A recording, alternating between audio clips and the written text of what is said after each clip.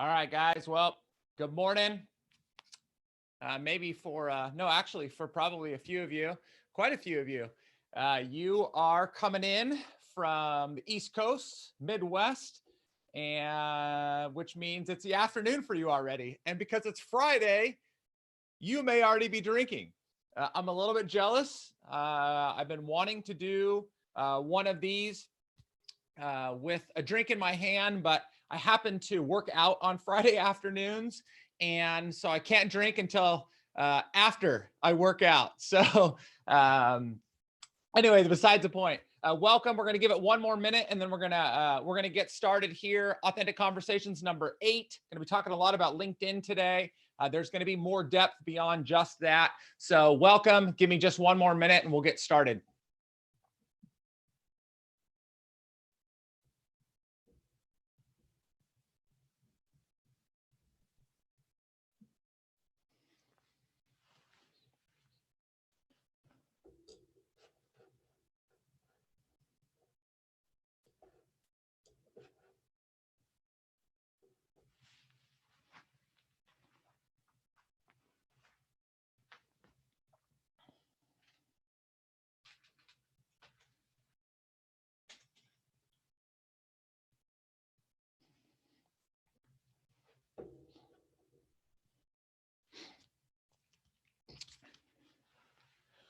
All right. Well, here we go.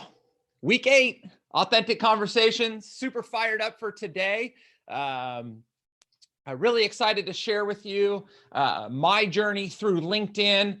That's what this topic is about. I'm hopefully you know that because when you registered, that's what it said. So if you were surprised, we're going to be talking about LinkedIn.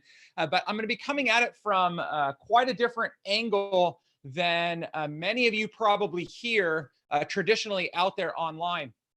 So just to kind of set up for you what we're going to be talking about this morning so you can have some expectations, or this afternoon. So expectations for today, I want to walk you through my journey on LinkedIn, which started in 2009. I'll talk about that a little bit. All the way up to what ended up being really a pivotal moment for me. And then the lag time to kind of catch up, and then what present day looks like today. And then I'm going to give you some very practical tips on engagement strategy for today. So I'm going to give you all of that. I'm also, if you reach out to me after this, actually, I'll send a follow-up email today after this. I'll send you some tips on engagement strategy, but my recommendation to you is going to be to really tune in and listen to this first part. Not because it's my story, but because I believe that if you catch the first part of this, that's going to be the most valuable piece. The first part, the story, and what really led me to today is going to be important. I also want to say that I'm no LinkedIn expert. I just actually released a podcast yesterday with my friend Michaela. She's got over 150,000 followers on LinkedIn. She's a LinkedIn trainer. She does a significant amount of work on the corporate side of LinkedIn with LinkedIn's company pages. And she just did her first course using the company pages side of LinkedIn. And so she's a professional in that area. But I have personal experience. It's worked well for me. And as a result, I do get hired and paid to help other people build their brand on LinkedIn. But I think it's because I come at it in a different way. So let me dig right in. So March of 2009, I just looked at this morning. March of 2009 was when I signed up for my first LinkedIn account. Actually, March 2nd, 2009 to be exact. And if any of you was on LinkedIn during that time, you remember that it was absolutely archaic. I mean, the technology was bad. It was very flat. It wasn't very engaging. I mean, I guess more than anything, it was just a place to kind of put up our professional resume. And so that's what people did. It was really just a place to put yourself out there in the event you wanted to make a move. Interestingly enough, 2009, I was in the middle of a really great career at the time, I thought. And so I had no use for for that service, but I just wanted to be there. As time went on, they started building in the groups functionality, which was thought to be a good idea, turned out to be a complete mess for a while. There was just so many things that they were challenged with early on. And so other than dropping in from time to time, I just didn't use it a whole lot. And as a matter of fact, I really did not get engaged into LinkedIn for the first time, actively engaged, until the beginning of 2017. And I'm really bummed that it took that long, because if I would have been doing work earlier, it would be far more beneficial now. But that's besides the point. I can't go back on that. So 2017, kind of moving into the beginning of 2017, I was working in a corporate job again. After having been in business for myself, I went to work for a company. And so I was working in this corporate job, and I was trying to build a community to attract a specific type of prospect to us. We were targeting CFOs and HR leaders. I knew who those were in the demographic. And so I was trying to target them. As I was starting to get a little bit active on LinkedIn, and I don't know, I maybe had 500 or 800 connections or something like that, I started getting people reaching out to me and to the company that I worked for, asking us if we would be willing to pay money in order for them to help us build our connections, to create some automated campaigns, and to get prospects basically to buy from us. It didn't work. And it still really doesn't work. But that was kind of my first delve into this idea that people were trying to capitalize on the platform and the power that LinkedIn had. Unfortunately, it was just spam. It was just an inundation of spam that they were trying to create. And they felt like if they made enough outreaches, that eventually they would get people to bite. And that's never a good idea. It wasn't a good idea then. Wouldn't be a good idea now. And I'll talk more about that in a little bit. So anyway, I'm creating some content. I'm trying to make connections, build some relationships. I'm sharing things every once in a while. But the majority of what I was sharing was information on our industry that was regurgitated and actually like link shared from somewhere else outside. Talk about that in a little bit. It was repurposed blog articles that was just pointing people back to our website. I'll talk about that in a little bit and why that wasn't a great idea. I was constantly talking about our value proposition in the marketplace, the services and products that we offered, and how we could help people get the most out of working with us. Again, not a great idea, and I'll get into why. But I was using it. And so I was starting to be consistent. And by consistent at that time, I would say I was probably posting about once a week was kind of the average. Other than that, I was using LinkedIn Sales Navigator at that time, but it was strictly a prospecting tool. And by prospecting tool, I meant that we were paying for LinkedIn Sales Navigator seats in order to get more outbound InMails, LinkedIn messages. And so I was tapping that thing out, and my sales team, they were tapping that thing out. We were doing everything we could to try and reach as many prospects as we possibly could. Funny enough, our engagement rate was like none. It was very, very slim. As a matter of fact, I don't know during the year of 2017 if we won a single deal. As a matter of fact, I'm almost positive we did not win a single deal as the result of reaching out to somebody via LinkedIn, because we were selling a pretty high dollar transaction or engagement. So anyway, so that was the beginnings of 2017. Bumping along. That kind of just went that way for all of 2017. And my connection numbers were growing. I think I was in the 1,500 range or something like that. So it was getting better as I was being more active, but I wasn't really returning any value. And so I was creating some video too towards the end of 2017, and I was posting that up there. And that's when LinkedIn video was just kind of getting going. And so, do you post it natively? Do you share a YouTube link?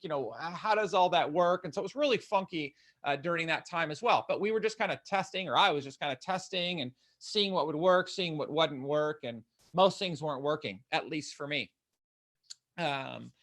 Turned 2018. I got connected to a good friend. And at that time, I was starting to get a little bit of traction on LinkedIn. And he reached out to me and he said, hey, we're going to be doing a LinkedIn event in LA in May of 2018. Would you be interested in participating? And I'm like, yeah, I would love to go. And he goes, no, actually, I would love for you to come and share a little bit of your insight into LinkedIn. And I'm like, oh, I would love that, right? Opportunity to stand up on stage and to share. And so I committed. And as I committed, I started to recognize that the majority of people that I was going to be on stage with or on panels with or participating in this event with were far more successful than I were. My friend Michaela that I talked about earlier, that's where I met her, was there. Natalia Wihoski, she is a phenomenal LinkedIn speaker and trainer. She lives in Dubai. And so connected with her there. There was a lot of people that had such significant followings, and I really didn't. And so I had no idea why I was there, but my friend Josh was kind enough to invite me, to bring me out. And so in the run up to that event, and so this is something that I want you to attach onto. So in the run up to that event, which we had about 3 months to invite and to get people out, and that event ended up having about 30 or 40 speakers over the course of a whole day in downtown LA.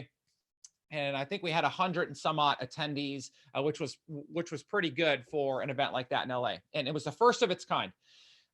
Anyway, so as we were promoting the event, as we were trying to invite people, I started interacting with all of these other people of influence, right? Michaela and Natalia and Goldie Chan, if you know her, she wears a green wig all the time, and she's a great person. And Brittany Crystal, who I've talked a lot about her Beyond Influential podcast. She's just an amazing human being, worked for Gary Vee and Marie Forleo. And so I was in these circles, and I was building these relationships from afar. And so we were inviting people, tagging each other. We were creating campaigns. And so it was building some momentum, definitely was building some momentum. And so for me, it felt really good, because in that first 6 months of 2018, and this story is going to be so relevant, so please listen to how I'm communicating this. During the first 5 months of 2018, leading up to that event, I went from 1,500 to about 3,000 followers on LinkedIn. Home run, right? Like, I'm super pumped. So excited that that's happening. And, everybody else is excited around me, and it's so cool. So we're building steam. We get to the event, we speak. And if any of you know my story, me sitting on a panel that day and speaking actually was a shot heard around the world, because though I had already resigned my job to my boss, I had not told my team yet, but somebody in the audience was recording a video, wasn't supposed to be, shared it on LinkedIn, tagged me in it, and my sales team saw. And so they actually heard through LinkedIn that I resigned before I actually resigned. I was very sorry to see it happen that way. I ended up later apologizing to them, and obviously the whole company knew I was resigning. But this was supposed to be my launching pad, right? Like, I speak at this event, my LinkedIn presence is being built. And so here I'm going to go out on my own, and then LinkedIn is definitely now going to be a hotbed of opportunity for me, right? I mean, you would expect that. Double my connections. I'm with all these influential people. They're tagging me. I'm tagging them. Like, we're buddies now. I speak at a LinkedIn event. Nothing. When I resigned my job and went off onto my own, middle of May 2018, none of my business came by way of LinkedIn.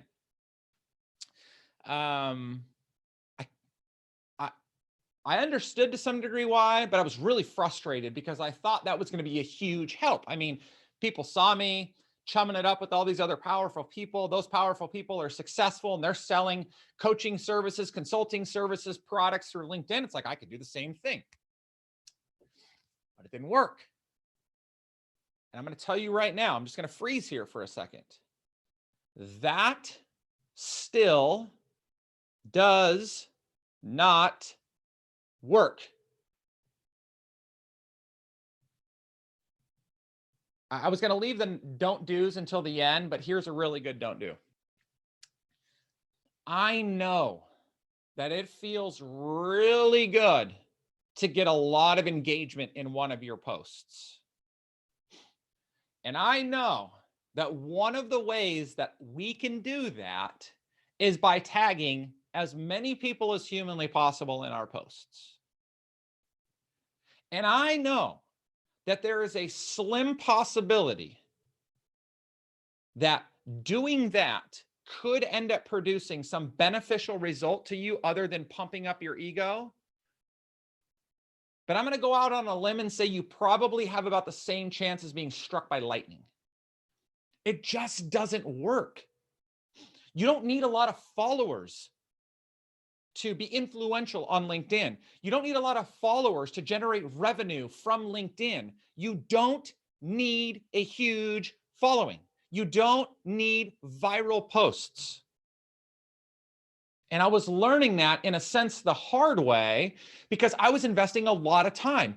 The second half of 2018, as I went back into business for myself, I was posting on LinkedIn 3 days a week, 4 days a week at times, video, written content, and I was getting some engagement. A couple hundred views a post, couple thousand views a post. Like it was getting there. Like I remember the first time I had a 10,000 a post that had more than 10,000 views. I was like jumping for joy. It sounded so cool. It didn't do anything for me.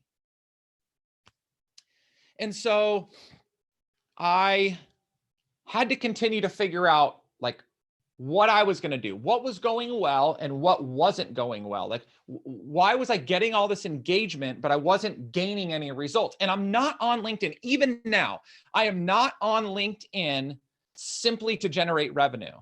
Like, yes, it is a business platform. Yes, I want to generate revenue. I want to sell coaching services through that, consulting services through that. I want some of you that are on this call this morning to do business with me.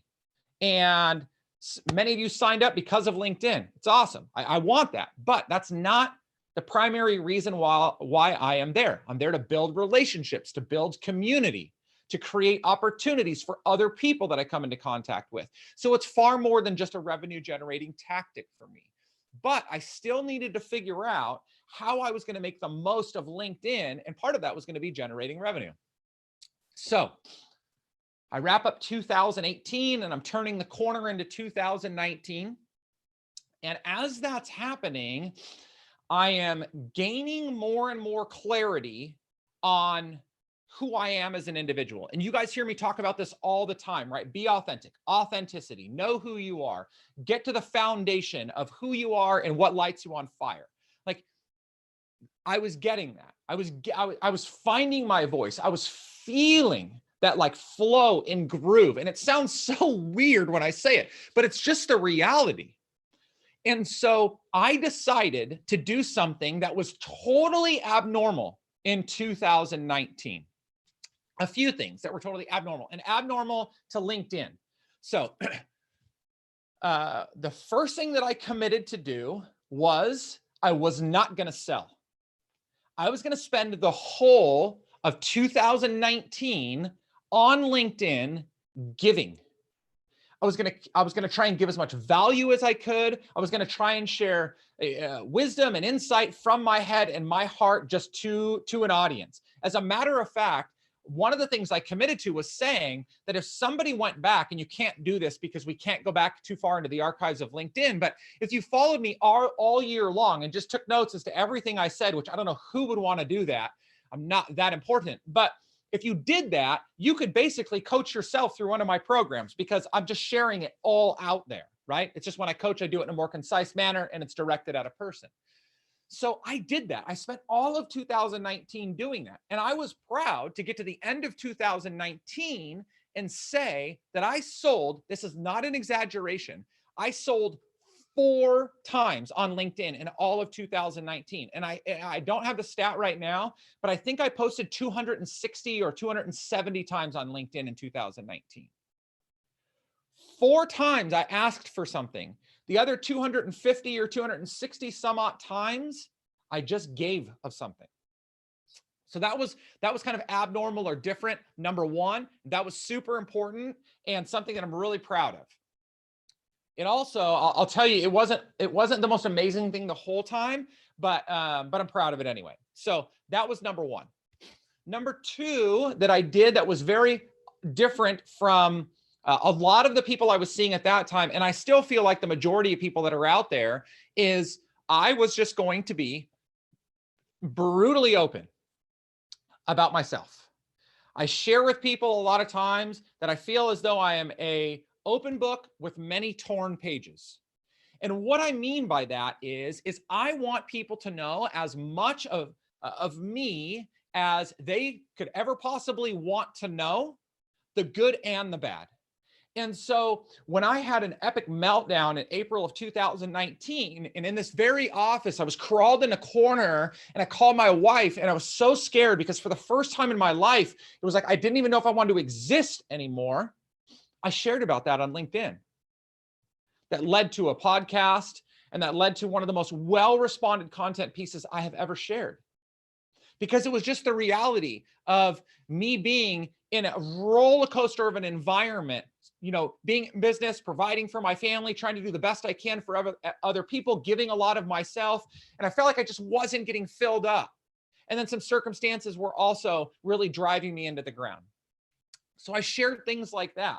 When I won a deal, I would share it. When I lost a deal, I would share it. When I got frustrated with something I was seeing out in the market, I would just say it. And I'm not trying to be a jerk. I just want to be honest.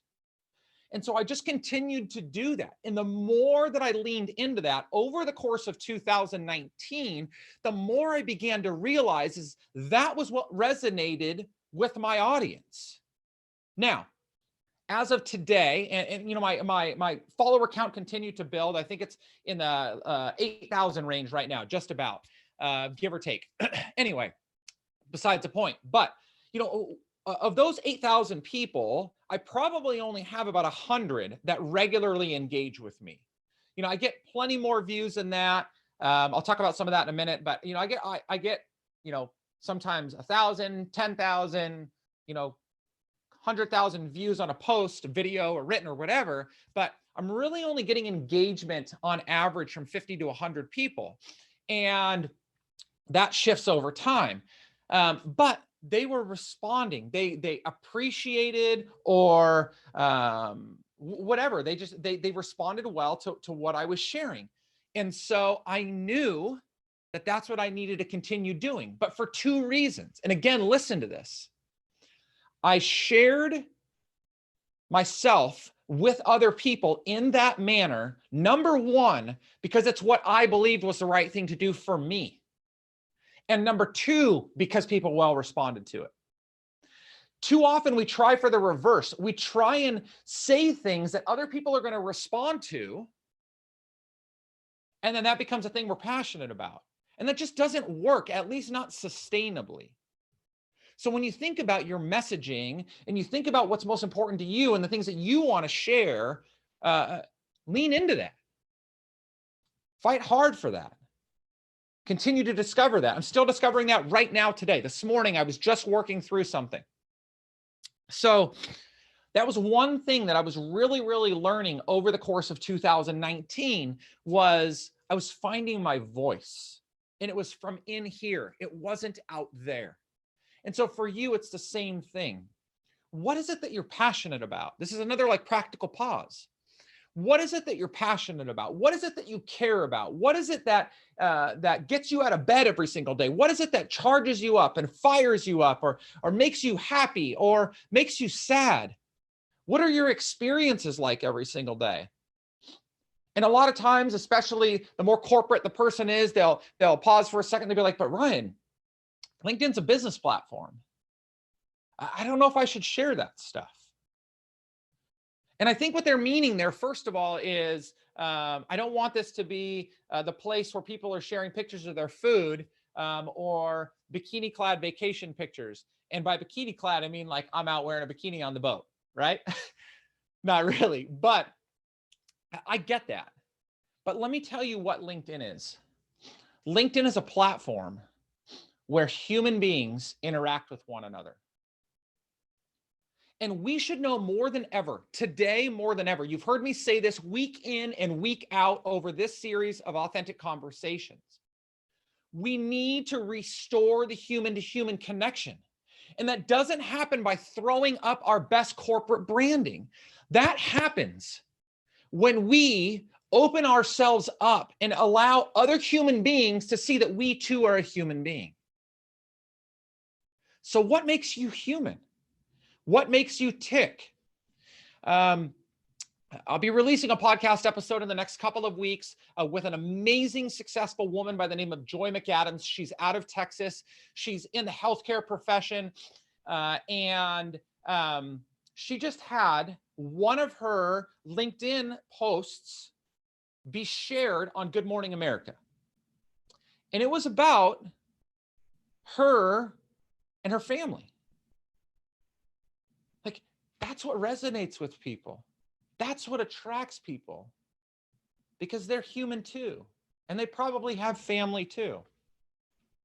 Like for me, again, 2019, it was such a crazy year. I think this was 2019. Maybe it was the beginning of 20. No, I think it was 2019. So I shared a post in, I don't know, October, I think of 2019. And my family had been going through some challenges with my oldest daughter. She's 18 now, super proud of her. She's an amazing kid, young adult. But she was working through whether she was going to continue on in water polo, which she wasn't really that good at, or if she was going to quit water polo and just focus full-time on swim, or if she was going to quit altogether, and which we were pushing her to not quit altogether. So she made a really grown-up decision and in the way she handled it. So I shared that on LinkedIn just as a proud dad. It was a Sunday afternoon, right? Sunday, by the way, right? I posted on LinkedIn on a Sunday afternoon. And I shared just walking through that experience with her in the number of characters or words that LinkedIn allows you to use. And I just thought it was really cool. And it was such a moment for us all as adults to learn how to handle things in a mature way, and how we can learn that from an 18 or 17-year-old at the time. What I didn't know is what that response was going to be.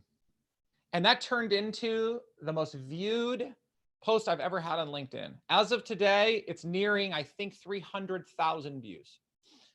And it wasn't just people liking the post. It wasn't just like, I had thousands of comments, which normally you can get a lot of post views, but you don't get as many comments. I had thousands of comments, hundreds of messages, not thousands, hundreds of messages. And people were reaching out to me. First of all, they were encouraging, which was so cool, but really I just kept saying, like, this was my daughter. And if it is a parenting thing, it's just as much my wife. So this isn't making me an amazing person. But they were talking about how they resonated with the struggles that they went through in high school sports and how that scarred them for the whole rest of their life, or what a pivotal moment in their youth did to help catapult them into their career or into a relationship, or just so many different things. And so people resonated with that. But here's the crazy thing.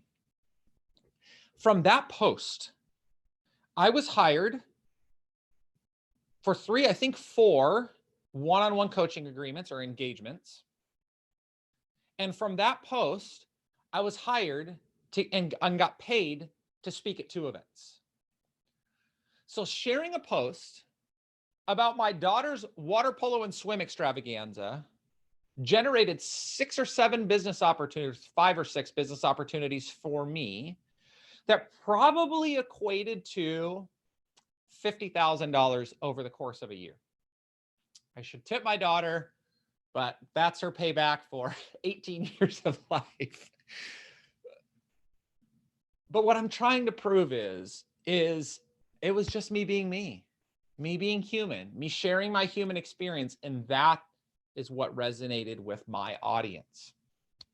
My audience grew from that. I gained more followers, yada, yada, yada. So as I turned the corner into 2020, so 2019 finishes off. It's a great year. I'm building up my connections, my engagements getting built. I'm starting to create business opportunities. As a matter of fact, in 2019, I don't really know when the switch flipped. Even though all I was doing was giving, and I only asked 4 times over the course of 2019, I ended up generating about 40% of my business revenue in totality from LinkedIn, from referrals through LinkedIn, or someone would email me or whatever, and they'd be like, hey, I've been following you for a while on LinkedIn, and I felt like now was the time for me to reach out and talk to you about coaching, or I'd love for you to come speak at one of our events. Or a business owner that needs some consulting. So that was turning, that was working. And it was pretty amazing to see that that was happening, especially because I really wasn't asking for it. Like I wanted it, but I wasn't asking for it. I wasn't selling a whole bunch. So I was doing that pretty regularly. When 2020 turned the corner, I was slowly stepping into balancing out that give and take a little bit. And what I mean by that was I still wanted to continue to give as much value as possible, but I knew that there was good opportunities that I had available for other people to come into coaching programs and things like that. And I wanted to start asking. So I slowly began to do that. And I specifically remember I posted something about a group coaching program that I was launching. And I said, you know, I rarely do this. I'm kind of hesitant to do it, blah, blah, blah, blah, blah. But, you know, here's what I'm offering. And I had so many people that were like, why are you so hesitant? What are you concerned about? And as we got into conversation, what I found out was I had been doing such a good job, I guess, of just giving value that they were okay with me asking for things in return. And before I'm about ready to move into engagement, but before I do, so I just want to make this relevant to right now today or a couple of weeks ago. So many of you know that when the pandemic hit, second week of March, and we went into lockdown, I lost 2 really large consulting agreements as a result of my clients shutting down. And with that was a significant amount of my monthly income. And I had to do something about it. And so I did what I felt like I had built up the credibility to be able to do. And I took to LinkedIn and I started asking my community for referrals and for business, that if it was appropriate for them to enter into that engagement, that I would love to talk to them more about it. I was able to fill, I think right now I'm at about 40, maybe 50% of what I lost second week of March over the last 6 or 8 weeks. And it's not because I got super crafty with my salesmanship. It's not because I had some awesome marketing tactic. It's not because I repackaged my service or something like that. It's because I had built a community in which I had continued to give. And when I needed them, they responded. They respected it. They appreciated it. And as a matter of fact, what's been crazy is I've actually had quite a few people that have reached out to me and said, I've been waiting for you to do this. I didn't even know how I could engage with you because you never talk about it. So when I think back to 2019, even though I feel like that was the foundation I needed to lay, I made some mistakes because I probably left opportunities on the table because all I was doing was just communicating a message and I wasn't asking for anything. I wasn't giving people the opportunity to actually engage in whatever that would look like. So there is a balance to be had there. I wouldn't go back and change it, but it's definitely a good learning experience as I move forward. Okay, so let's move into some serious practicality now. So I'm gonna switch a screen here real quick. You're not gonna see anything different except me move around on the camera, but I wanna pull this up because if you're taking notes, I would recommend that you follow something like this. So first of all, I cannot emphasize enough the importance of you finding your voice. Like it's got to be you. I know your company probably, if you work for a company, probably creates corporate material, blogs. Your industry probably has articles that you can share, but that is not helping you much. And as a matter of fact, that is actually probably hurting you. LinkedIn does not love when you link to sites outside of LinkedIn because you're pulling people from their page, from their app. So they're no longer engaging on LinkedIn. So you need to find your voice. If you read a good article, state it in your own words and share that. Like if you are super passionate about, I don't know, walking dogs, or you love Superwoman, Supergirl, Superwoman, I forget. Talk about it. Let people know. Because here's something that you should probably consider is every one of your prospects that also has some hidden passion for superheroes is going to resonate with that. And that doesn't need to be all that you talk about, but it should be weaved in on a regular basis.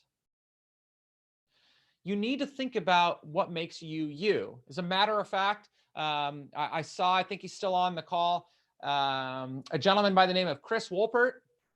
He's a benefits advisor up in the Pacific Northwest. Great guy. And so one of the things that he does on LinkedIn is he shares his Friday fables. So you should go follow Chris Wolpert, Wolpert, on LinkedIn, and keep an eye out because Chris, I'm sure, is going to post, I hope he's going to post a Friday fable today. That's one of the things that he does. I look forward to them. I love them. He's talked about a couple of really cool ones. He always gets in some fun setting when he does it. And so it's great. That's just part of what's making him him. I just saw he just posted in the chat window. It's up today. So don't leave right now because I'm not done. But when I'm done, go follow Chris, connect with him. And so just find your thing.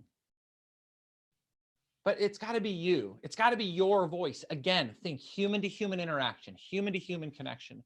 If you're struggling at home right now or being at home right now and you feel compelled to say something, say something. Can you imagine how many people are resonating with the fact that they're struggling to not want to wake up and have a shot of tequila and a margarita at 7:30 in the morning because they have another whole day at home? It's just okay.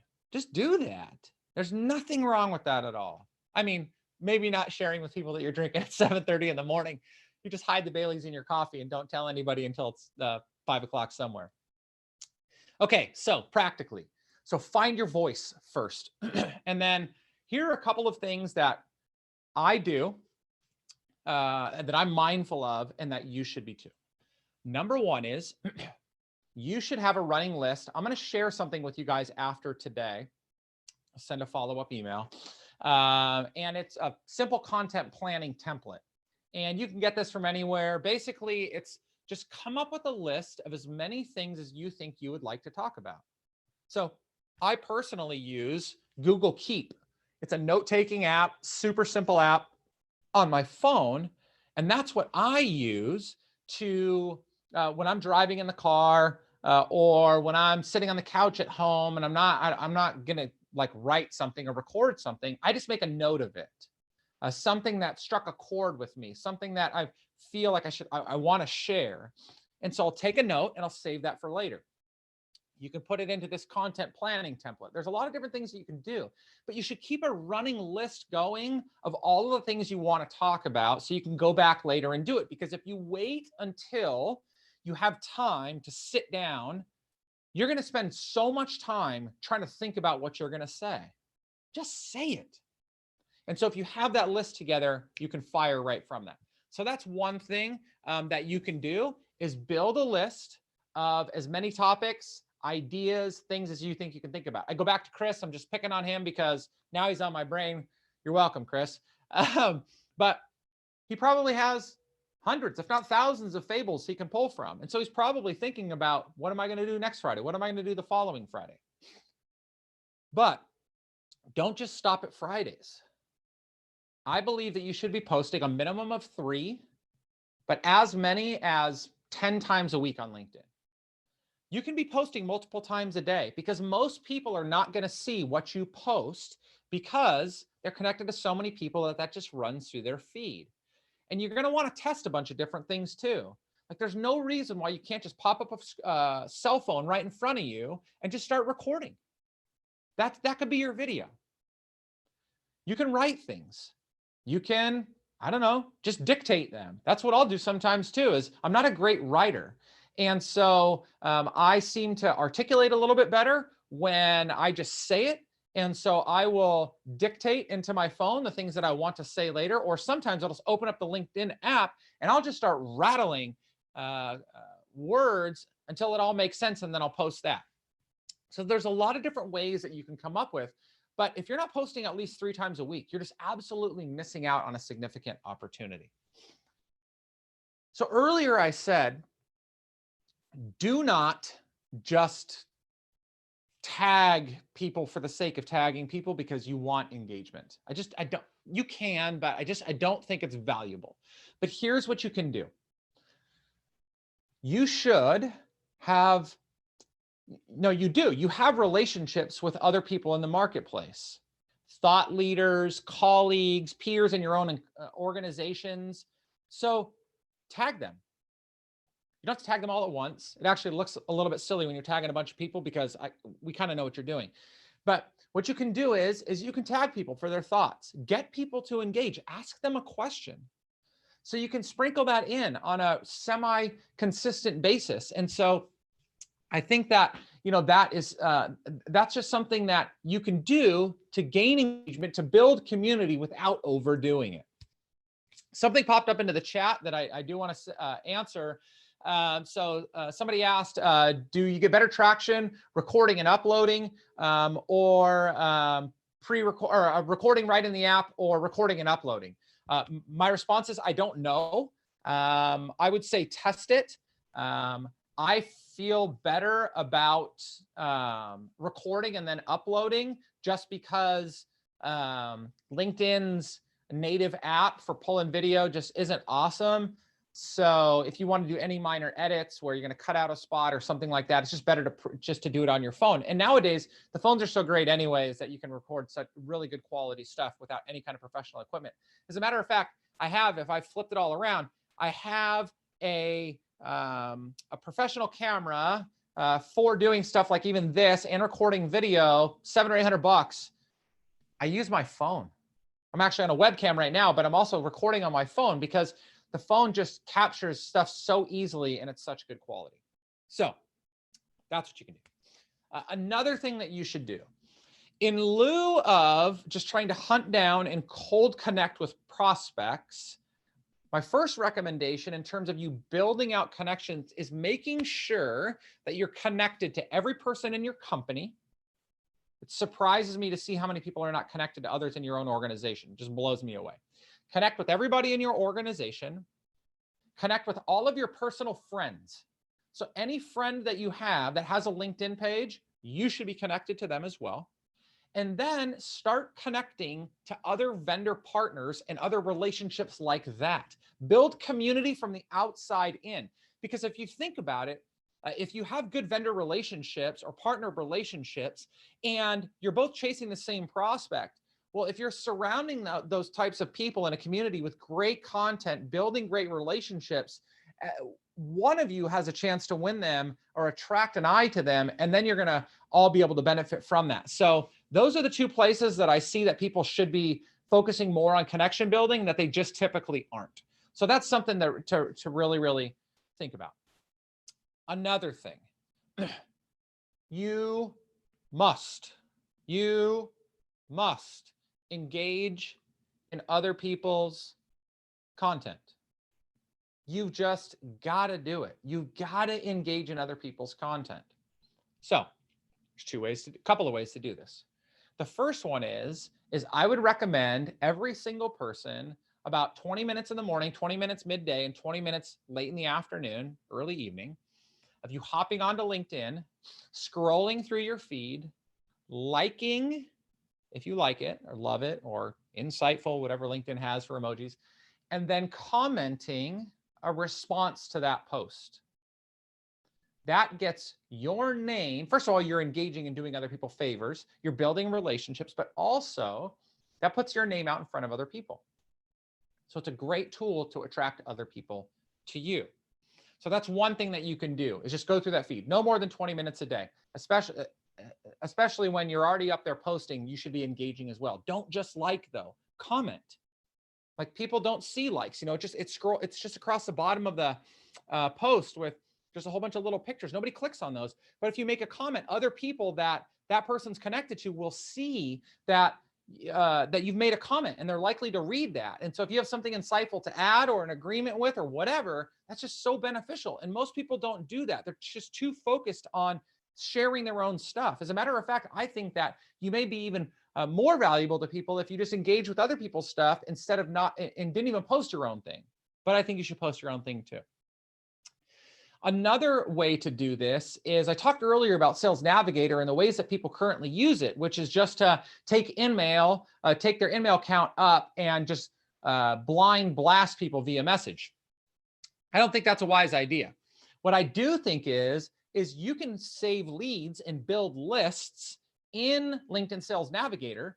And so then when you log into Sales Navigator, I have Sales Navigator. When you log into Sales Navigator, you're going to see all of your connections that you saved in Sales Navigator pop up in that feed, and you're going to be able to see what they posted. So then, instead of you blindly reaching out to a prospect, sending them a message, trying to connect with them, they don't know who the heck you are, you can start to like and comment on their posts, which helps them and adds value to them. And eventually, they're going to come creeping back on you. It happens a lot.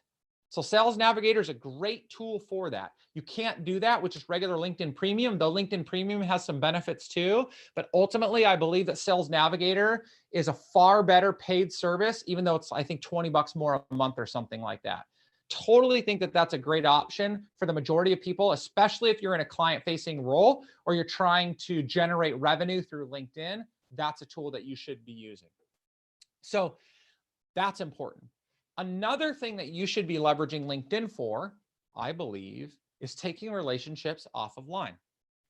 So you should have some regular rhythm. I say at least once a week. You should reach out to 5 of your LinkedIn connections, 5, and ask them to set up a call, video chat if you're not sick of those yet, or when we can all go back to it, coffee or lunch if they're in your area. Build relationships, take them offline. Don't be fully dependent upon just seeing them on LinkedIn and them seeing you on LinkedIn. There's a lot of opportunities for you to take those relationships offline and do that. So that's something that I think is super duper important. Another thing that you can do is make sure that you're following your prospects' company pages. There's a lot more coming there. Again, I shared with you earlier, my friend Michaela has done a lot with LinkedIn corporately on LinkedIn company pages. LinkedIn's going to be investing a lot into the company page area. So yours should be up to speed, should have relevant current content on there. It should look nice, but also go follow other people's, because you'll be able to see what your prospects are doing at a corporate level. What types of things are they interested in? What jobs are they hiring for? There's so much you can learn by following the company's company page, not just the individual connection. I know that that's what you want to do, but it's just not that valuable to just have connections. And then when you are starting to, and this, when I'm coaching, like, people pay me to tell them what I'm going to tell you right now. There are 6 areas that I believe you should be, you can be, and are valuable to be monitoring when you are looking at your LinkedIn performance. Like, how are you doing on LinkedIn? So they're these. The number 1 is the number of profile views. So how is that? What does that line look like? If you see huge spikes or huge dips, you need to go back to those days, those weeks, and see what you did post or didn't post that led to less or more profile views. Because if you're seeing huge spikes, that means that you're doing something that's resonating with people, and more people are going to be attracted to you and want to go there. You need to do more of that stuff. If you see huge dips, you may not want to do those things. So that's number one. Number two is how many views on posts. You should keep track of this. Just how many times is your post being viewed? Because if it's significantly low, or if it's bouncing all over the place, again, you can consider the type of content that you're sharing and whether or not it's working. I look at that almost every day. I don't care the number. All I want to see is some sense of consistency. And if I see a spike, I'm going to make a decision based upon that spike. Number three, number of likes on posts. Again, it doesn't matter how many. If you consistently get 5 likes on a post and it's consistent, that's wonderful. But if you get 1, then you get 27, then you get 0, then you get 89,000. Like, what is doing that? Again, that's helpful. Comments. Number of comments on a post is extremely helpful. And by the way, there's a good thing here. I should have said this earlier, but as it relates to comments, when you post something, make sure that you are responding to every comment that you get. First of all, it's just a kind way to say thank you, or to keep the engagement and conversation going, but it also just helps with engagement. The more responses, the more that LinkedIn will prioritize that. So do that. But here's what you shouldn't do.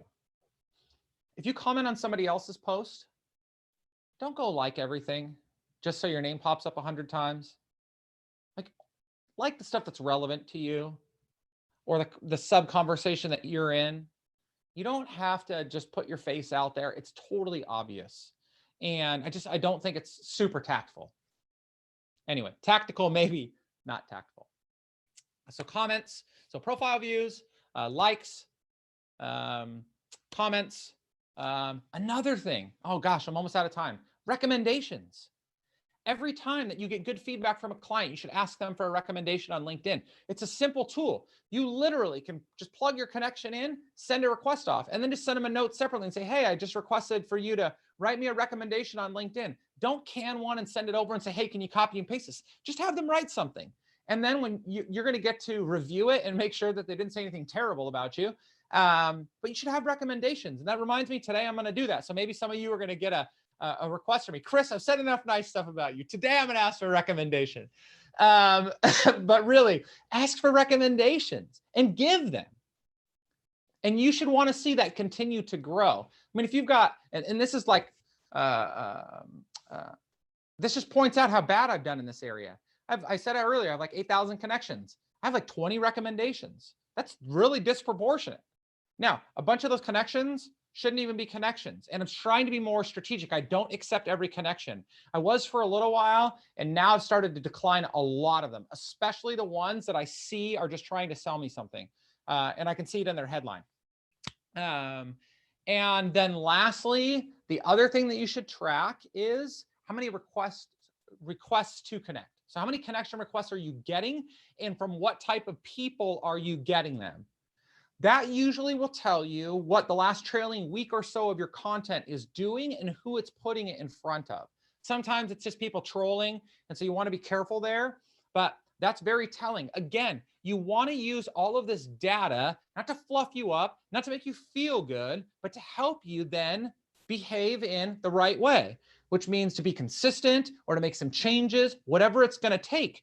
You just want to use those trailing metrics to help you create good content moving forward that your audience loves.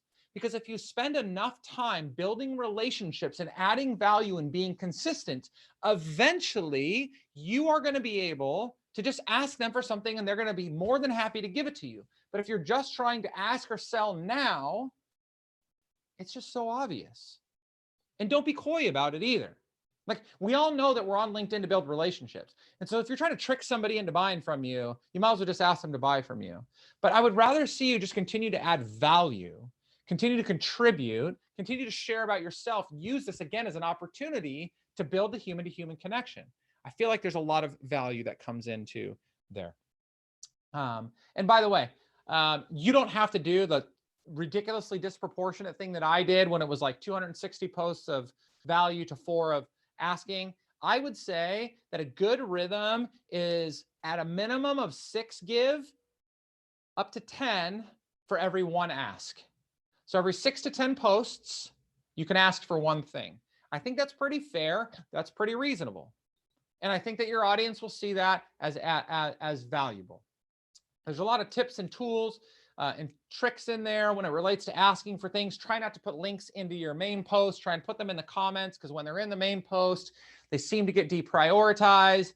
Again, don't put links to other people's stuff in your post. That's not helpful either. LinkedIn does not seem to like that. If you're posting a lot of content and you're not getting engagement, slow down a little bit and rethink what you're posting, because LinkedIn favors quality over quantity, even though they like to see quantity if it's quality. So those are just some simple things that from a practical side that could be helpful for you.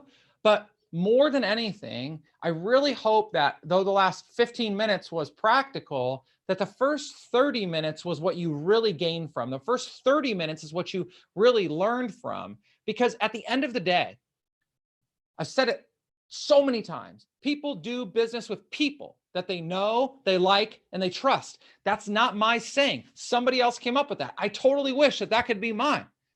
So if you want people to like you and to know you and to trust you, then you need to make sure that they are seeing you for you, that you're not hiding behind some wall, some facade that you've put up, or some corporate brand that you've put up. Like, you can be supportive of your company, but all the while you need to put yourself out there. That's why we love and follow the people that we do. We don't love them for their business. We love them for them. Allow people to do the same thing for you. So with that, thank you guys so much. Absolutely have loved to do these authentic conversations. I have some thoughts that I'm going to be emailing out as it relates to next week. In addition to that, if you have any more questions around LinkedIn, specifically, because that was today, you can email ryan@ryanjamesmiller.com. If I can answer it quickly, I'm happy to do it, and I wouldn't ask anything of you. If you'd like to get deeper into that and you feel like I can help you there professionally, let's chat and we can see if we can work something out. Other than that, thank you guys. Have a great Friday. Go out there, kill the weekend, enjoy yourself, and get ready to come back on Monday and smash it all over again. Thanks, guys.